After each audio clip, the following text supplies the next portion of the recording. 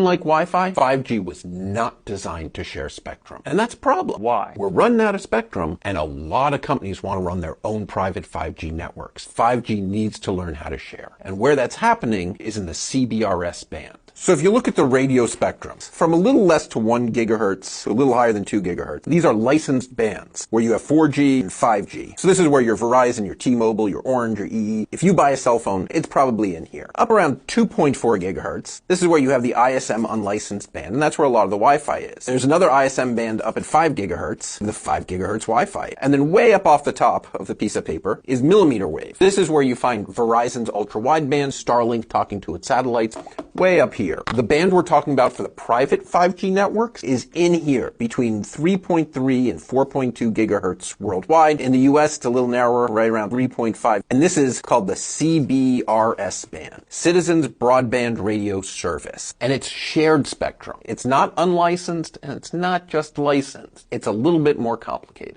In the CBRS band, there are a couple licensed users. The military using it for whatever they're using it for. A couple operators talking to geosynchronous satellites. They have licenses and they have the highest priority. Other users, though, can use it on a temporary basis. So you set up your own private network 5G. You use the same kind of gear that goes in a cell phone tower. And it can talk to existing phones, Android, iOS. But you have to give the phones your own SIM. When you set up the network, you get SIM cards. And they're either physical cards you actually put in the device, or it could be in an app, an eSIM. So why is this better than Wi-Fi? One, the transitions, if you have multiple base stations. Wi-Fi, when you go from one to the other, you get this little gap where there's no coverage. But 5G just handoffs. You don't even notice. The other reason is that at a lot of places like big shows, conferences, the 2.4 and the 5 gigahertz will be completely filled. For reporters or whatever to set up this private network on this other band at 3.5 gigahertz, they can have enough bandwidth to go around doing video in the show and not be interfered with by the regular phones that are on Verizon, that are on AT&T, that are on Wi-Fi. They just don't interfere with them. So it can be really important for these high priority users to get their jobs done. In conclusion, I want you to follow so you can get more technical discussions like this.